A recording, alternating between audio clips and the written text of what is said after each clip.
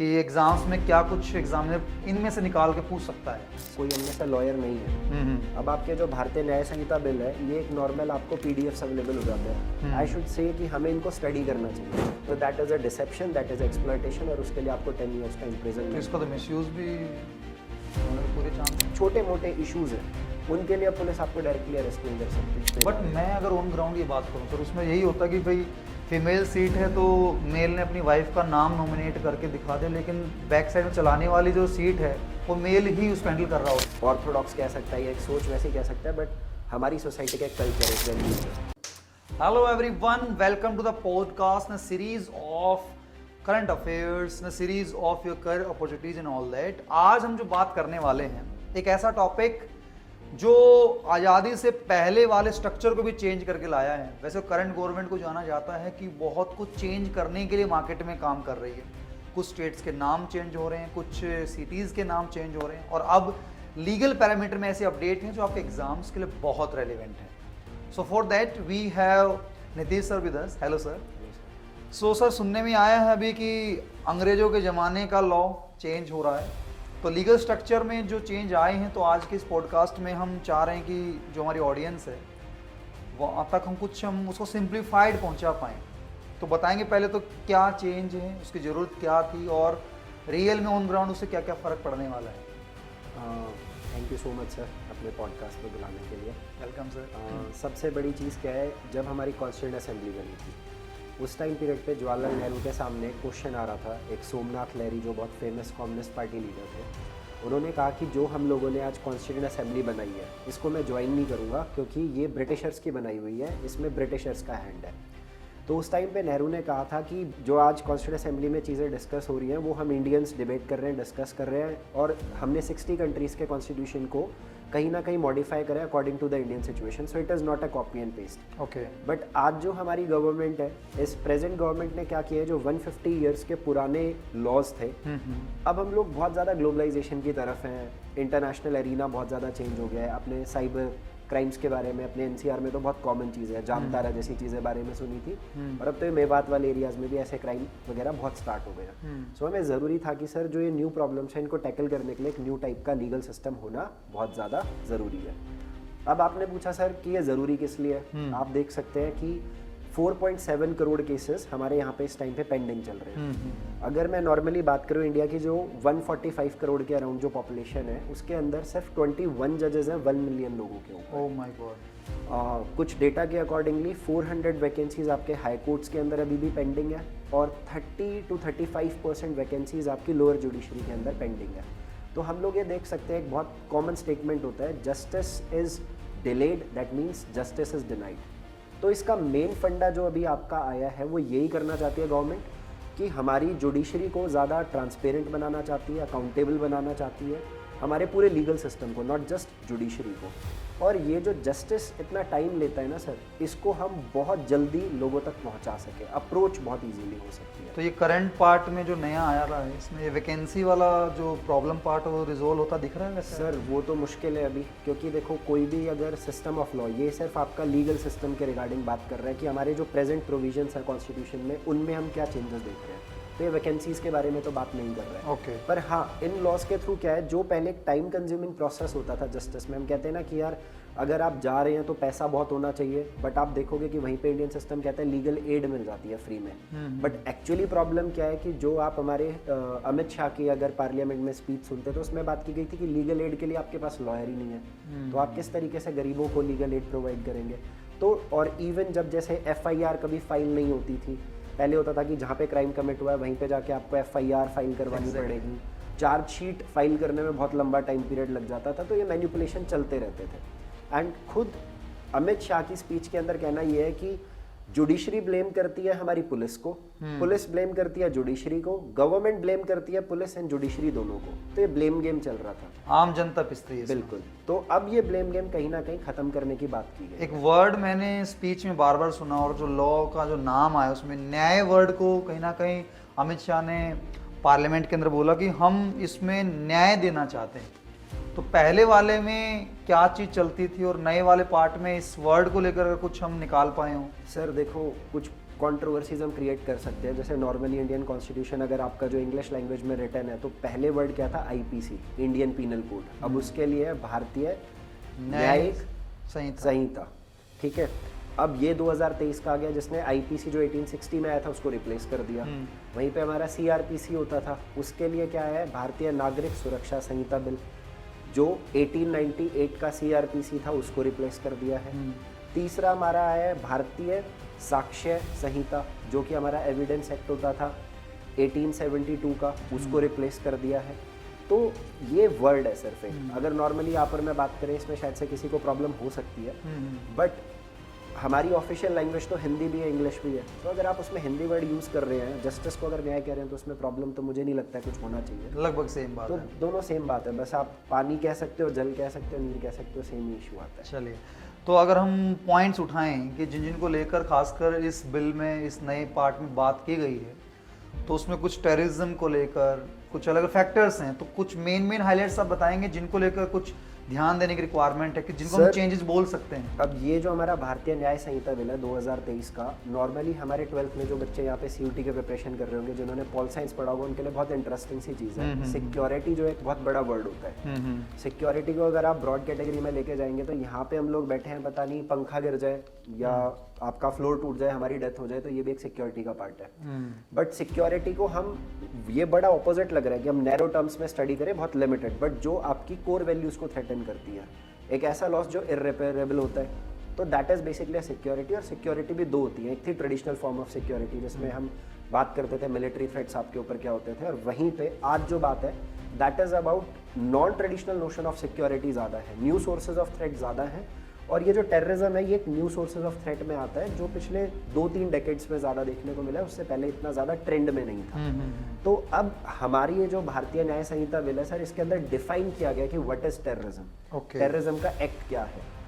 आपका secessionist movement को लेके यहाँ पे बात किया गया है कि कई जगह सेपरेटिज्म की बात होती थी कि हमें देश से अलग बनना है, एक नया कंट्री बनाना है, तो उसको लेके यहाँ पे डिफाइन किया गया इन सारी ऑफेंसेस को। खालिस्तान टाइप का जो पार्ट है, बिल्कुल खालिस्तान का है, नॉर्थ ईस्ट में स्ट्रगल चलती थी, नागालैंड में चलती थी, मिजोरम में चलती थी, but India is a democratic country और बहुत डेमोक्रेटिक तरीके से हमने इनको डील करा।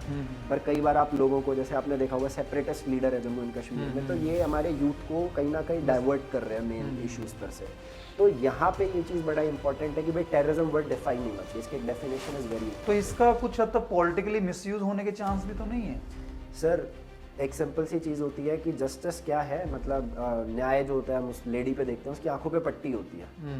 तो वो ये नहीं देखती कि सामने कौन पॉलिटिकल बंदा है या नहीं। इंडियन कॉन्स्टिट्यूशन कहता है इक्वालिटी बिफोर द लॉ। अगर आप किसी चीज़ को मैनिपुलेट करोगे एक पॉइंट तक कर सकते हो, but end of the day आपको जस्टिस ज़रूर मिलेगा अगर आपको लॉ की नॉलेज। और इंडिया में यही प्रॉब्लम है, हम प्राउड फील करते हैं कि इंडियन कॉन्स्टिट्यूशन, सनी देओल वाला डायलॉग आता तारीख पे तारीख, वो अब नहीं होगा।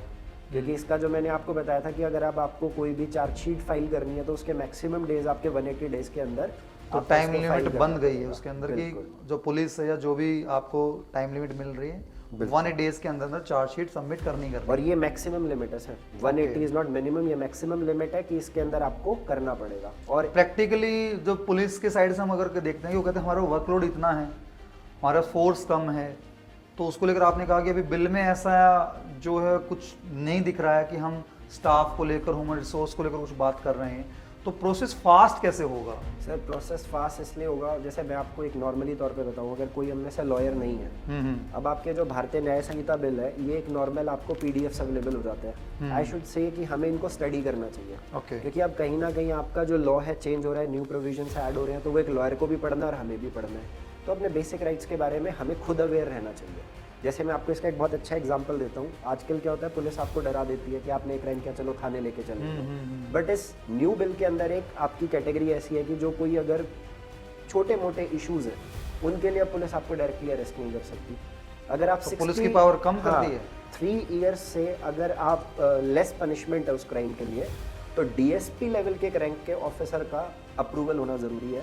और अगर आपकी 60 या 60 से अबव एज, अगर आप ऐसे इंसान को अरेस्ट करते हैं तो भी आपके पास डीएसपी का अप्रूवल मिनिमम रैंक का होना। इसका कुछ हद तक कुछ नेगेटिव भी आपको लग रहा हो सकता है? सर नेगेटिव भी हैं, जैसे आपको इसी के अंदर मैं एक और चीज़ बताऊं जैसे अब पहले हम लोग कहते थे पुलिस की गवाही मैटर नहीं करती, पुलिस के सामने जो कन्फेशन होता है वो मैटर नहीं करता, बट अब इस नए लॉ के अंदर ये बात बोली गई है कि पुलिस के सामने अगर एक सीनियर रैंक ऑफिसर के सामने अगर कोई पर्सन अपना क्राइम कन्फेस कर रहा है तो वो भी एक एविडेंस है, माना जाएगा। अब इसमें दो चीज है, आपको कोई पुलिस से मिली हुई हो, एडवांटेज दिखाया जाए तो उसके अंदर तो क्या बात आएगी बेसिकली कि आप टाइम कम लग रहा है, भाई आपने आधा मैटर यहीं पे सॉल्व हो गया, एविडेंस हो गया, उसने गवाही दी, बात खत्म हो गई।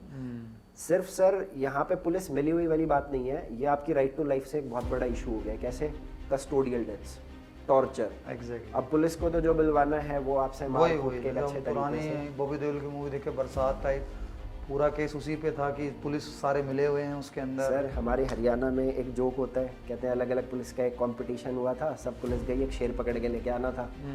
कोई पुलिस असम की 2 दिन में ले आई तमिलनाडु की 3 दिन में ले आई, हरियाणा पुलिस थी वो हो गए 10 दिन हो गए नहीं आई, 15 दिन हो गए नहीं आई, तो सब लोगों ने जाके सर्च करा कि यार कहाँ गुम हो गए जंगल में, इनको चेक करके आते हैं। तो देखा इन्होंने एक सांड पेड़ पे उल्टा लटका रखा, उसको कूट रहे हैं और जो कह रहे हैं बोल मैं शेर हूँ, मैं शेर हूँ।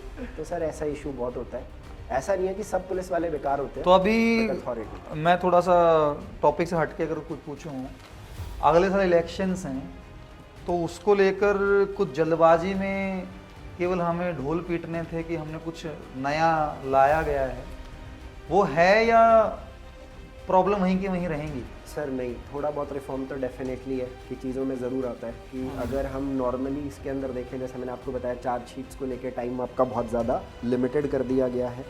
उसके बाद कुछ और भी अच्छी चीज़ें हैं। अगर गवर्नमेंट को है ना कई चीज़ों के लिए ब्लेम किया जाता था, जैसे कोई भी प्रेजेंट रूलिंग इस टाइम पे गवर्नमेंट होती है तो आप उसके अगेंस्ट कुछ भी बोलेंगे ना तो कहते हैं आपको जेल में डाल देंगे। अभी भी यही चल रहा है, ऑपोजिशन कहती है सरकार के खिलाफ, गवर्नमेंट के खिलाफ कुछ भी बोला जेल में डाल दिया गवर्नमेंट ने। तो आज वो फिर ईडी वीडी के चक्कर में वो अपनी एजेंसी भी यूज करते हैं ना वो तो फिर। पर सर ये सोचो सेडिशन लॉ एक बहुत बड़ी चीज होती थी, अभी आपने इसके ऊपर थोड़ा सा बताओ क्या है ये लॉ? सेडिशन लॉ ये होता है सर, ये ब्रिटिश एरा का लॉ था और इसको मैं आपको इन सब चीज़ों से पहले आपने पूछा ना एक बहुत बड़ा चेंज क्या है वो मैं बताता हूँ। देखो बहुत कम लोगों को पता होगा, जितना मुझे नॉलेज है अगर आप सर्च करेंगे तो सबसे पहले जो पुलिस अगर वर्ल्ड में कहीं आई तो वो इंडिया में आई थी।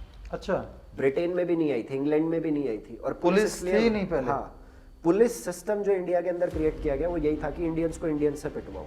हमारे ही बंदे रिक्रूट होते थे, वही पकड़ के लाते थे रेवोल्यूशनरीज को और उनको मारते थे। तो कॉलोनाइज टाइम पीरियड पे हम कहते थे India was a police state. जब देश आज़ाद हुआ तो हमें बनना था वेलफेयर स्टेट, बट हमारे लॉ तो जितना भी सीआरपीसी और आईपीसी हो तो ब्रिटिश वाला चल रहा है, तो हम पुलिस स्टेट ही थे। तो आज हमारे जो अमित शाह है उनका कहना ये था कि भाई अब हम एक वेलफेयर स्टेट बनाना चाहते हैं। इसके 2 रीज़न देता हूँ। छोटे मोटे क्राइम के लिए आप जेल में अगर किसी बंदे को डाल रहे हो तो वो बड़े क्रिमिनल से मिलेगा और वो इन्फ्लुएंस होगा और वो एक क्राइम के राह पे यही होता चल रहा है। अभी इसके अंदर क्या है कि कुछ आपके ऑफेंसेस ऐसे हैं जो पिटी क्राइम्स अगर मैं नॉर्मली कहूँ तो उसके लिए आपको कम्युनिटी सर्विस दी जाएगी, तो आपको रिफॉर्म किया जाए, आपको सोसाइटी का पार्ट बना जाए। It is a big and good step. Sedition law जो आप कह रहे थे मैं वो बताता हूँ। सेडिशन लॉ में क्या था कि आप गवर्नमेंट को क्रिटिसाइज कर रहे हो, आपको जेल में डाल दिया। ये रेवोल्यूशनरीज के साथ होता था, बट अब इस लॉ को रीअपील कर दिया गया ताकि आपको freedom of speech and freedom of expression मिले कि भाई आप अपने थॉट्स रखना चाह रहे हो गवर्नमेंट के बारे में। डेमोक्रेसी यही तो है, द पार्टिसिपेशन। तो वो पार्टिसिपेशन का राइट मिले तो सेडिशन खत्म कर दिया, तो आप गवर्नमेंट को क्रिटिसाइज ही नहीं कर सकते। एक और बताऊं जिसके लिए गवर्नमेंट को अभी बहुत आपका मतलब टारगेट किया जाता था, मॉब लिंचिंग। जैसे गोरक्षा वगैरह के लिए भाई एक बंदे को पकड़ा, भीड़ में लोगों ने उसको मार दिया और भीड़ को सजा नहीं होती है। बट पहली बार हमारे देश के अंदर मॉब लिंचिंग को लेकर 10 साल की इम्प्रिजनमेंट वाले या कैपिटल पनिशमेंट, नॉट 10 साल, कैपिटल पनिशमेंट है सर। कैपिटल पनिशमेंट मतलब डेथ पेनल्टी। और 5 बंदे भी मॉब के अंदर पार्ट आ रहे हैं, 5 बंदों ने मिलकर मारा है, वो मॉब लिंचिंग में कैपिटल पनिशमेंट है। तो आप कह सकते हो गवर्नमेंट का कोई ऐसा पॉलिटिकल मोटिव नहीं होता है, हर गवर्नमेंट का अपना कोई ना कोई। अब मैं इसको थोड़ा चेंजेस को देखूं, जैसे कहा कि भैया इंडिपेंडेंस के बाद वो पुलिस सिस्टम ही चलता रहा, तो 2 बड़े चेंजेस इस साल में मेरे को ऑब्जर्व हुए। एक तो न्यू एजुकेशन पॉलिसी में भी गवर्नमेंट की जो इंटेंशन ऑन पेपर तो दिख ही रही है, अभी प्रैक्टिकली क्या क्या चैलेंज आएंगे, बहुत बड़ा टास्क है कि हम यहाँ पे स्किल्स को फोकस में डाल रहे हैं, हम यहाँ पे टैलेंट को इम्पोर्टेंस दे रहे हैं, हम यहाँ पे जॉब्स क्रिएटर बनाना चाह रहे हैं, सीकर्स नहीं। सेम यहाँ पर आपने कहा कि हम जो पुलिस सिस्टम है उसको एक सपोर्ट सिस्टम खड़ा करना चाह रहे हैं। हाँ, ग्राउंड में आने में भी 7-10 साल का टाइम लग सकता है। तो उसमें से आपने बताया कि मॉब लिंचिंग वाला, capital punishment, sedition law and all that. तो अगर मैं बिल्स को सेग्रीगेट बच्चों के पॉइंट से बोलूँ जिनका एग्ज़ाम है अभी, तो किस किस पॉइंट्स पे उनको ध्यान देने की रिक्वायरमेंट आपको लगता है कि एग्जाम्स में क्या कुछ एग्जामिनर इनमें से निकाल के पूछ सकता है? सर डिपेंड करता है आप कौन सा एग्जाम दे रहे हैं। अगर हम करंटली आने वाले CUT की बात करते हैं, CUT की बात करें तो सर बहुत बेसिक है कि कौन से हमारे 3 न्यू बिल प्रपोज हुए और पास हो गए, किस ईयर में हुए हैं, ठीक है, और जो पर्टिकुलर बिल पुराने वाले कितने खत्म हुए या कुछ चेंज हुआ, ऐसा कुछ भी डिटेल तो बहुत ज़्यादा है, उतना डेप्थ में हमारा CUT जाएगा। क्लैट में आएगा, लेकिन क्लैट में पूछ सकता है। जैसे वो ये पूछ सकता है कि भारतीय जो आपका साक्ष्य बिल आया जो एविडेंस एक्ट को रिप्लेस कर रहा है, भाई उसमें क्या रिप्लेसमेंट आई है। जैसे पहले आपने देखा होगा व्हाट्सएप चैट के मैसेजेस को एविडेंस नहीं माना जाता था, बट अब जो टेलीफोनिक चीज़ें उनको माना जा रहा है। कोई सेक्सुअल सर्वाइवर है, सेक्सुअल वायलेंस का सर्वाइवर है, तो उसकी वीडियो कॉन्फ्रेंसिंग होनी अब कंपलसरी कर दी गई है, ताकि आगे चल के कभी भी इसके साथ कोई आपका FIR का manipulation ना स्टेटस हो के सके। रिगार्डिंग भी आप कुछ बात कर रहे थे सर उसके अंदर भी आप पहले क्या होता था, FIR लिखी ही नहीं जाती थी, बट अगर अब आपने कोई FIR करवाई है, चलो अगर वो लिख भी गई है या ऑनलाइन आपने करवा दिया, तो आप जाके उसका स्टेटस पूछ सकते हो, भाई मेरी कार्रवाई कहाँ तक पहुंची है, और वो आपको 90 डेज तो के करंट अंदर में नहीं है inform राइट ऐसा करना कुछ? पड़ेगा। नहीं सर इतना होता नहीं है, बस वो ये चलता है कार्रवाई चल रही है, आपको तो बताएंगे। अब नए वाले चार्जशीट का ही में नहीं भी तो होता। यही बोल सकते हैं चल रही है। नहीं सर लिमिट हो गया ना, डेज आपके फिक्स कर दिए हैं। अच्छा, 90 दिन के अंदर आपको एक्शन हाँ, दिखाना है। हाँ, तो आपको स्टेटस शो करना है। स्टेटस का मतलब ये है कि एक्शन दिखाना है कि आपने क्या लिया है उस FIR अंडर प्रोसेस से नहीं चलेगा मतलब। नहीं चलेगा सर, डेफिनेटली आपको उसमें कुछ ना कुछ तो इम्प्रूवमेंट करनी पड़ेगी। और ट्रायल्स में टेक्नोलॉजी का जो लिंक है वो क्या है? इसका बहुत बढ़िया चीज़ है, विजय माल्या बहुत फेमस केस है, इंडिया से एब्सकॉन्डिंग है। अब वो यहाँ पे नहीं है तो उसके रिगार्डिंग केस ही नहीं चला सकते, बट अब बहुत क्लियर कट आपका सिस्टम दिया हुआ है। कहते हैं भाई अगर आपको समन गया है और एक मैक्सिमम टाइम लिमिट इन लोगों ने सेट कर दी है, that is around 60 to 90 days. अगर आपका उस टाइम पीरियड पे आप यहाँ पे आके प्रेजेंट नहीं होते हो, तो आपकी एब्सेंस में भी आपके ऊपर क्या चलाया जाएगा, ट्रायल चलाया जाएगा। अब ट्रायल के अंदर अगर आप बेसिकली प्रूव हो गया आपके एलिगेशंस, तो अब आप दूसरे कंट्री में बैठे हैं तो आपका स्टेटस चेंज हो गया, दैट आप हमारे देश में क्रिमिनल है और आपको एक्स्ट्राडिएट करने में बहुत ईजी होगी, वहाँ से आपको लाने में बहुत आसानी होगी। तो ये एक बेनिफिट है। वीडियो कॉन्फ्रेंसिंग के थ्रू अब आप अपनी प्रोसीडिंग्स वगैरह चला सकते हैं। एक सेक्सुअल वायलेंस सर्वाइवर पार्ट में कुछ चेंज आप रिकमेंड कर रहे हैं? सर उसके अंदर जो मैंने आपको बताया, पहली चीज़ तो ये कि वीडियो कॉन्फ्रेंसिंग होनी बहुत ज़्यादा ज़रूरी है, और ये इस लॉ के अंदर आ भी गया। कई बार क्या होता है कि कोई केस ऐसे हो जाते हैं, अब वो सर्वाइवर नहीं है, दबाव बनाया जाता है, कुछ भी है, तो बाद में ना केस को मरोड़ तरोड़ दिया जाता है। बट आपके पास जब स्टार्टिंग के अंदर, क्योंकि जब आपके साथ कोई हादसा हुआ है तो आपके अंदर उसको लेके ना बहुत गुस्सा होता है, आप जस्टिस चाहते हैं, आप ना ज़्यादा सोचते नहीं, आपके माइंड में सिर्फ एक होता है आई वांट जस्टिस। अगर उस टाइम पे वो स्टेटमेंट रिकॉर्ड हो रहा है और उसकी वीडियो कॉन्फ्रेंसिंग है, तो क्योंकि ये सर क्या होता है पब्लिक इंटरेस्ट में होते हैं, आज किसी एक के साथ हुआ है दूसरे के साथ होगा, it not just that to concern person जिसके साथ वो सेक्सुअल ऑफेंस हुआ है, तो आगे चल के आपका एविडेंस मैनिपुलेट नहीं होगा। फिर दूसरी चीज़ आजकल हम क्या देखते हैं, एक प्रॉमिस कर दिया जाता है, लड़का लड़की अगर रिलेशनशिप में है, लड़का एक्सप्लॉइट करता है सेक्सुअली लड़की को कि मैं आपके साथ मैरिज करूँगा, ये सब एक फिजिकल रिलेशनशिप में आ जाता है। बाद में कोई भी अननेसेसरी बहाने बना के वो शादी से बचना चाहते हैं, उस केस में भी गवर्नमेंट ने, जैसे मोदी तो हमेशा ही कहते हैं बेटी बचाओ बेटी पढ़ाओ, तो वहाँ पे उन लोगों ने क्या करने का इंटेंशन रखा है कि अगर किसी लड़के ने फॉल्स मैरिज प्रॉमिस के ऊपर एक फिजिकल रिलेशन किसी लड़की के साथ अगर वो कर रहा है, तो that is a deception, that is exploitation, और उसके लिए आपको 10 ईयर्स का तो इम्प्रिजनमेंट। इसका तो मिसयूज भी होने के पूरे चांस। बट सर ये अब हमारे ऊपर है। अब आप अगर इस लॉ के बारे में अवेयर हैं तो दो चीज़ें हैं कि आप भी अपनी लाइफ में थोड़ा सा इन चीज़ों से बच के रहेंगे, आप भी अगर अपने लाइफ में एक पार्टनर चूज़ कर रहे हैं जो हमारी कहीं ना कहीं, मैं ये मानता हूँ ट्रेडिशनल वैल्यूज़ थोड़ी सी सही आ जाएंगी, कोई मुझे ऑर्थोडॉक्स कह सकता है या एक सोच वैसी कह सकता है, बट हमारी सोसाइटी का एक कल्चर, एक वैल्यूज़ है, तो शायद से वो कहीं ना कहीं एक राइट डायरेक्शन में फॉलो हो जाएंगे, चाहे लड़का डर की वजह से करे। तो अगर आप इस चीज़ में जा रहे हैं तो you have to be ready कि भाई लॉ है तो फॉलो तो करना पड़ेगा। तो लॉ तो वैसे बहुत डिटेल टॉपिक है, तो वो हम क्लैट वाली सीरीज में अलग से करेंगे। आज टारगेट था कि उसको लेकर हम एक आइडिया ऊपर से हम ले लें। अब आपका जो टॉपिक है सर जीएस के रिगार्डिंग, आप जो भी CUT या IP मेट वाले एग्जाम्स के रिगार्डिंग बच्चों को तैयार करते हैं, तो एक बार मोटा मोटा आइडिया देंगे कि बच्चे को एक तो होगी हमारी जो स्टैटिक जीके होती है, एक हमारी जो करंट अफेयर पार्ट में, स्टैटिक के अंदर आपका हिस्ट्री ज्योग्राफी वाले पॉइंट के अंदर बातें आती है। तो एक बार किन किन सेगमेंट में से एग्जामिनर आपसे बातचीत करता है, मतलब एक बच्चा कॉमर्स वाला है फॉर एग्जांपल, उसने ह्यूमैनिटी सब्जेक्ट नहीं पढ़े हुए हैं, तो वो किन किन एरियाज़ को एटलीस्ट टच करके ही जाना पड़ेगा, तब जाके एग्जाम्स में बात कर पाएगा? सर नॉर्मल हमारी जैसे हिस्ट्री है वो अलग अलग पार्ट्स में डिवाइडेड है, एक एंशिएंट है, एक आपका मिडीवल है और एक आपका मॉडर्न है। एंशिएंट के अंदर हड़प्पन सिविलाइजेशन, इंडस, गुप्तास, मौर्यास, इनके फाउंडर्स के नाम पता होने चाहिए, Okay. इनके कुछ अचीवमेंट्स के बारे में पता होना चाहिए, ये सिविलाइजेशन कहाँ पे स्टार्ट हुई थी, इसकी साइट्स क्या है, जैसे हड़प्पा की साइट्स कहाँ कहाँ लोकेट करती हैं, हड़प्पा और मोहनजोदाड़ो कहाँ पे है, या इंडिया के अंदर जो लार्जेस्ट हड़प्पन साइट है वो कौन सी है, जैसे राखीगढ़ी इंडिया की लार्जेस्ट है, Okay. बट पूरी हड़प्पन सिविलाइजेशन की जो सबसे ज़्यादा लार्जेस्ट है दैट इज मोहनजोदाड़ो। तो ये एक एग्जांपल दे रहा हूँ क्योंकि सीयूटी हमारा बहुत इजी चल रहा है, वो ज़्यादा डेप्थ के अंदर घुसता नहीं है। फ्रीडम स्ट्रगल के बारे में आपको पता होना चाहिए, non cooperation movement, civil disobedience movement, इनको चलाने वाले, तो हमारे फ्रीडम फाइटर्स के बारे में एक नॉलेज होना ज़रूरी है।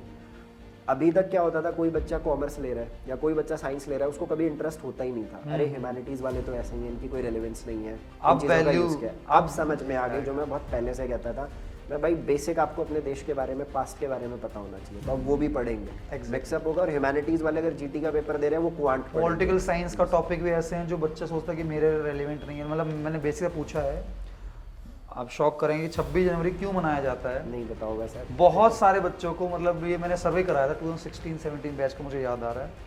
मतलब कोई रिपब्लिक डे को इंडिपेंडेंस डे बोल रहा है, इस दिन कोई कह रहा है कि इस दिन महात्मा गांधी का बर्थडे, मतलब 2 अक्टूबर मिक्स कर रहा है। मतलब इतना लेम आंसर मैंने सर एक्सपेक्ट नहीं किया था। कहीं ना कहीं हम जैसे एनसीआर में बैठे हुए हैं ना सर, अगर आप थोड़े गांव देहात में जाओगे वहाँ का बच्चा बड़ा अवेयर है पॉलिटिकल न्यूज़ वगैरह से। Exactly.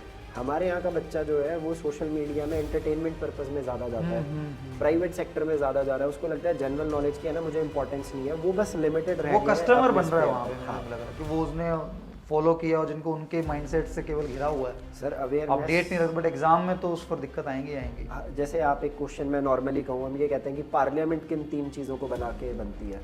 नॉर्मली अगर कोई थोड़ा बहुत भी पढ़ता है तो उसको अगर Rajya Sabha and Lok Sabha, but CUET में जाना है तो आपको पता होना चाहिए। इवन यूपीएससी के भी अगर पुराने पेपर्स उठाएंगे वहाँ पे भी एक क्वेश्चन था, प्रेसिडेंट, राज्यसभा, लोकसभा मिला के आपकी पार्लियामेंट बनती है, तो इस टाइप के बेसिक क्वेश्चन आते हैं। इवन मतलब ये जो आपने टॉपिक है लोकसभा राज्यसभा मेंबर कैसे आता है, ये तक पता नहीं बच्चों को। सर उनको यही नहीं पता, एमएलए और एमपी में डिफरेंस नहीं पता है। पीएम सीएम में कंफ्यूज कर जाते हैं। एग्जैक्टली। और फिर वो बच्चा एग्जाम में जाके उसके लिए बड़ा एक्टिव पार्ट बन जाना है, कोई एक्ट पास है होता है तो उसके स्टेप्स कौन कौन से हैं वो तक क्लियर नहीं है। सर अगर सीयूटी में जा रहे हैं तो आपको सिंपल सी चीज़ है, लीगल नॉलेज होनी बहुत ज़रूरी है, करंट अफेयर्स, जीके सब आपस में एक दूसरे से लिंक्ड है।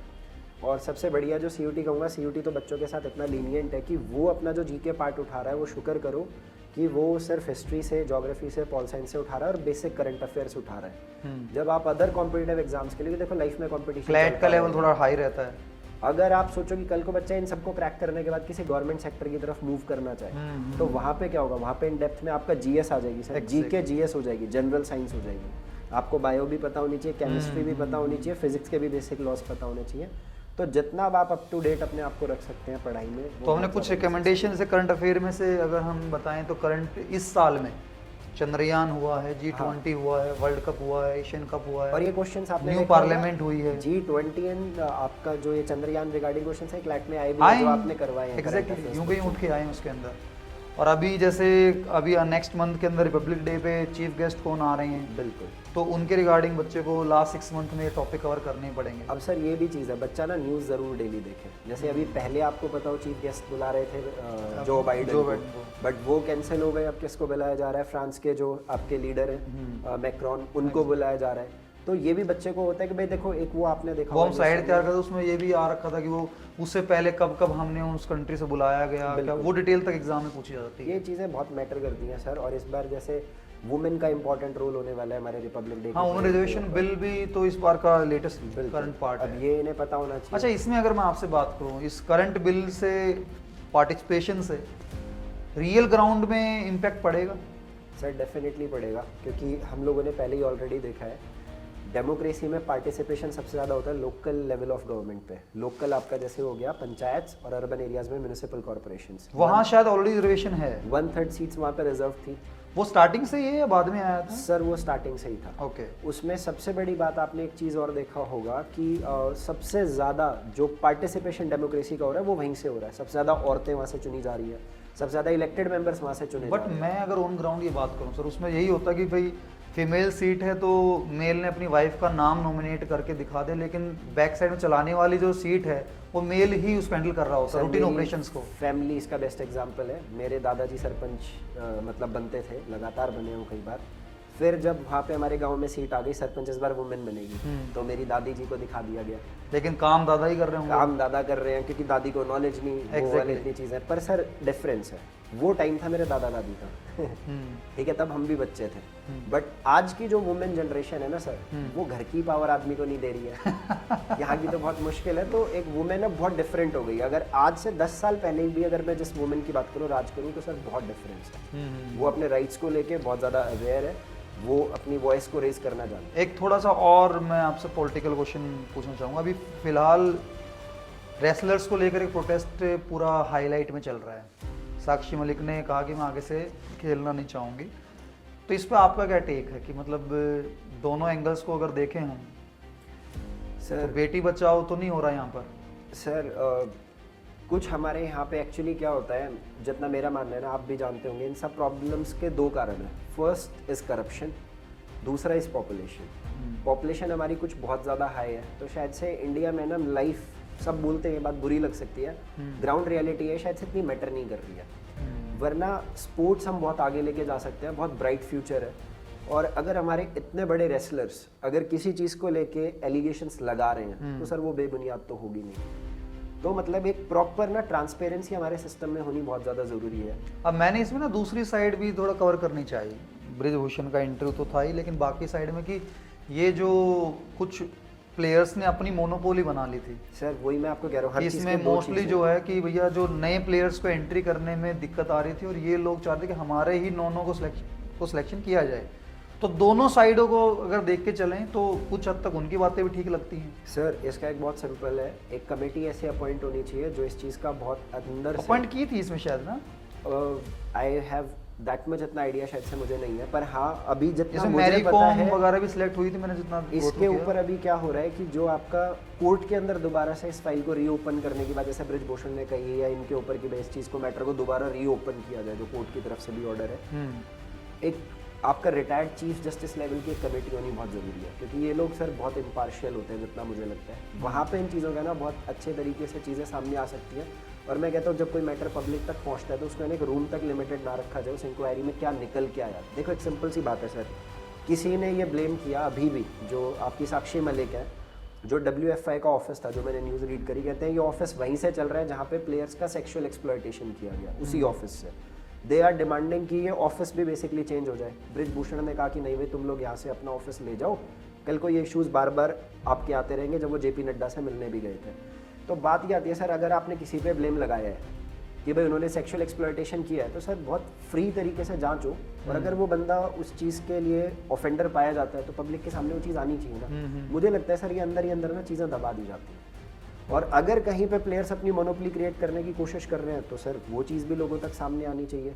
ऐसा आप लोगों ने बहुत क्योंकि इसमें मेरे को तो लगा ना बहुत सारे प्लेयर्स खुल के सपोर्ट में नहीं आए सर। अगर मतलब ऐसा ग्राउंड पे होता तो मतलब मैं ये मेरी पर्सनल सर ये बहुत स्टार्टिंग से है।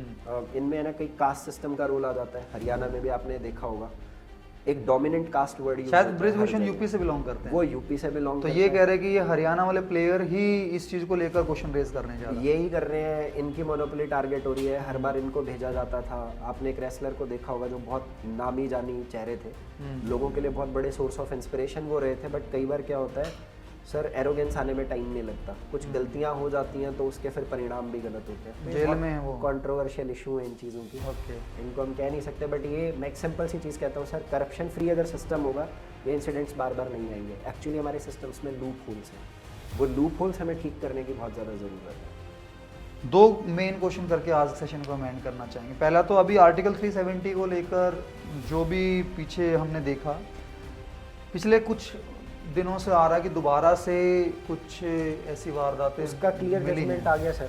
सुप्रीम कोर्ट ने कह दिया कि उसको हटाना कोई मतलब ऐसा नहीं है कि अनकॉन्स्टिट्यूशनल है। नहीं वो तो आ गया, लेकिन अभी भी ग्राउंड पे टेररिज्म तो खत्म नहीं हुआ वहाँ पे। सर टेररिज्म इसलिए नहीं होता ना, POK वहाँ पे है, पाकिस्तान की तरफ से स्पॉन्सर्ड है, ठीक है। हमारा जो POK है सर, वहाँ से टेररिज्म कहीं ना कहीं स्पॉन्सर्ड है, पाकिस्तान की तरफ से टेररिज्म कहीं ना कहीं स्पॉन्सर्ड है। इंडिया की जो अगर आप बॉर्डर लाइन की बात करेंगे, हमारी जो बाउंड्रीज है वो मोर देन 15,000 किलोमीटर का हमारा बॉर्डर है। अब इतना बड़ा बॉर्डर एरिया आपको सिक्योर करना sir, it is a very difficult. But मैं एक सिंपल सी बात कहता हूँ, जब 1962 में पाकिस्तान ने हमारे ऊपर अटैक किया उसने जम्मू कश्मीर वाला एरिया चूज करा। उसको लगता था कि जम्मू कश्मीर के लोग ना तुम्हें सपोर्ट करेंगे और वो इंडिया के अगेंस्ट तुम्हारे ऊपर अटैक करेंगे, जैसे बांग्लादेशियों ने इंडियन आर्मी को सपोर्ट किया था जब 71 का वॉर हुआ था, और इतिहास में पहली बार 90,000 सोल्जर्स ने सरेंडर किया था। आज तक कभी वर्ल्ड वॉर में भी ऐसा नहीं हुआ है। बट ऐसा नहीं किया। जम्मू कश्मीर के लोग आर कंप्लीटली विद इंडिया। उनको खुद पता है डेमोक्रेसी एक्चुअल है कहाँ। आप पाकिस्तान के बलूचिस्तान में, सिंध में देखो, उन एरियाज में पिछले हफ्ते में देख रहा हूँ प्रोटेस्ट लाहौर तक पहुंचा। सर वहाँ के जो यूट्यूबर्स हैं, एक अच्छे इन्फ्लुएंसर्स हैं, वो ग्राउंड रियलिटी की बात कर रहे हैं। तो हमारा ये जो टेररिज्म जो है ना सर इंडिया में, ये एकदम से तो खत्म नहीं होगा, बट आप देखेंगे बहुत बेटर चेंजेस आए हैं पहले से। पहले से वहाँ पे ज्यादा पीस है। एक नॉर्मल, आपने आई थिंक एक हमारे रिटायर्ड मेजर है, उनकी मैं एक स्टेटमेंट देख रहा था, उन्होंने बोला कि पहले हमारे बॉर्डर एरियाज पे क्या होता था कि जब कभी उधर से फायरिंग होती थी पाकिस्तान साइड से, तो हमारा जो सोल्जर है उसको परमिशन लेना पड़ता था कि हम फायर करें या ना करें। बट अब ये डिफरेंस है कि अगर वो हमारे ऊपर फायर कर रहे हैं तो उसका जवाब देने के लिए हमें पूछना नहीं है, वो सीधा उनके ऊपर। तो मोदी के बाद इसका ग्राउंड में चेंज है सर, ग्राउंड में बहुत चेंज है। आप ये सोचो कि चलो हम मान लेते हैं आर्टिकल 370 एक पॉलिटिकल मोटिव रहा है, डेवलपमेंट नहीं हुआ, तो जब तक वहाँ पे आर्टिकल 370 था, 2 स्टेट्स का खर्चा अकेला जम्मू एंड कश्मीर के ऊपर होता था। वहाँ की जो गवर्नमेंट है, वहाँ पे कुछ फैमिलीज आपकी बहुत ज़्यादा डोमिनेटिंग, रिच, सब कुछ होती गई, प्रॉस्पेरिटी आती गई। आम इंसान के लिए तो अपॉर्चुनिटी ही नहीं थी। वहाँ का बच्चा क्यों अपने एक करियर ग्रोथ को नहीं बना पाया, वहाँ क्यों इंडस्ट्रियलाइजेशन नहीं आ पाई। और आप अगर इंडिया का पार्ट है, ऑब्वियस है सर, राजा हरी सिंह जब अपना एग्रीमेंट साइन करके इंडिया के साथ गए, इंस्ट्रूमेंट ऑफ असेशन, तो आप और मेरा जैसा इंसान भी वहाँ पे जाके बसना चाहिए ना। हमारे पास भी तो राइट टू वोट वहाँ पे होना चाहिए अगर जाके रहते हैं, प्रॉपर्टी खरीदने का अगर उन लोगों को है। तो सर ये डबल स्टैंडर्ड नहीं होना चाहिए ना। We are in a democratic country. तो आर्टिकल 370 हटा है सर। पहले से बहुत ज़्यादा पीस भी है। एक सिंपल G20 के जो हमारे कुछ डेलीगेशंस थे वो वहाँ विजिट करके आए थे। पहले क्या जा सकते थे? पहले पॉसिबल नहीं था, इतना पीस नहीं था। और ये टेररिज्म का अटैक, तो टेररिस्ट सर ऐसे लोग हैं जो तो हमारे यहाँ पे भी करवाते हैं। पार्लियामेंट पे भी अटैक हुए थे, ताज के अंदर भी अभी लेटेस्ट भी तो सेम उसके एनिवर्सरी पे सुना कि पार्लियामेंट के अंदर, और उसके ऊपर भी चलो थोड़ा लंबा पॉडकास्ट हो जाएगा, उसको कवर करना। वो नादानी है सर, वो कुछ बच्चों की नादानी है शायद से। और बाकी हमें तो इन्वेस्टिगेशन का इतना पता नहीं है, क्या पता इसके पीछे कोई एक बहुत बड़ी प्लानिंग है, डॉक्ट्राइन जो कहते हैं ना, ब्रेन वॉश करना यूथ का कहीं ना कहीं।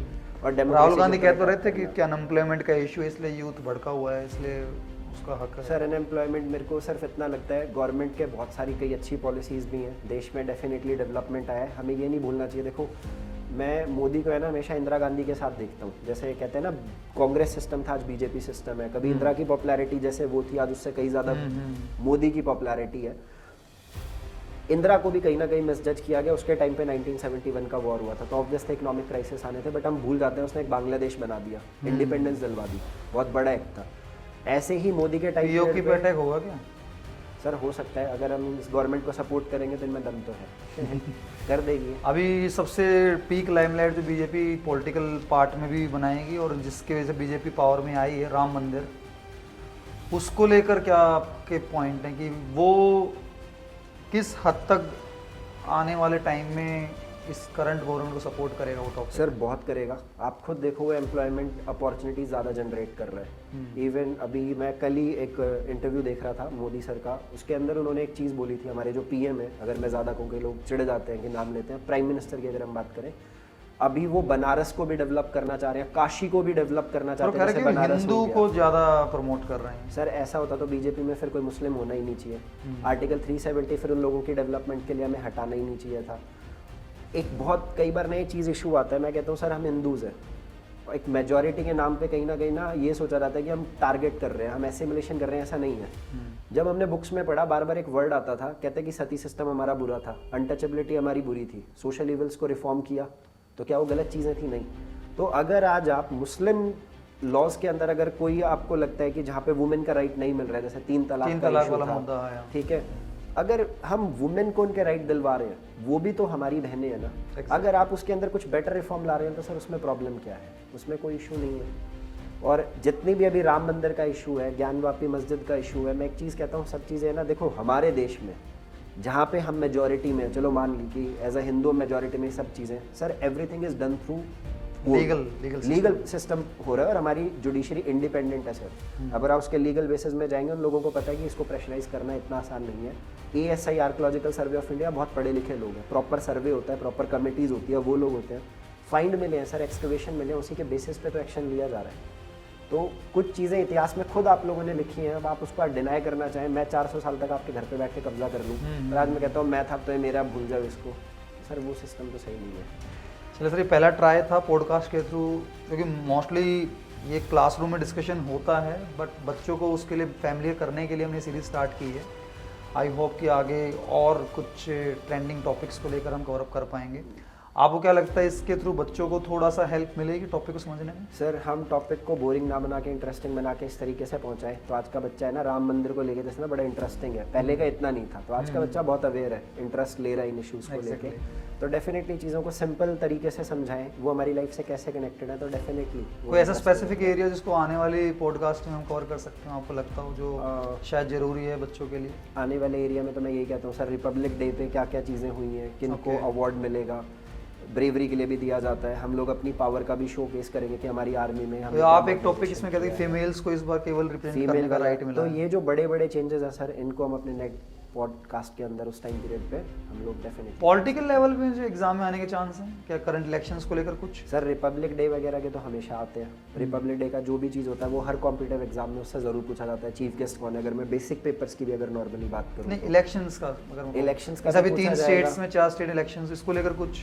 सर अगर स्टेट लेवल के एग्जाम्स हैं, अगर उन रिगार्डिंग कंसर्न स्टेट्स के हैं तो वहाँ के लिए तो डेफिनेटली पूछा जाएगा आपका चीफ मिनिस्टर कौन है, या हमसे पूछा जा सकता है आपका गवर्नर कौन बना है वहाँ पे, या कौन सी पार्टी आई है, तो बेसिक क्वेश्चन डेफिनेटली पूछे जा सकते हैं sir. Thank you sir for your valuable time. Thank you so much sir.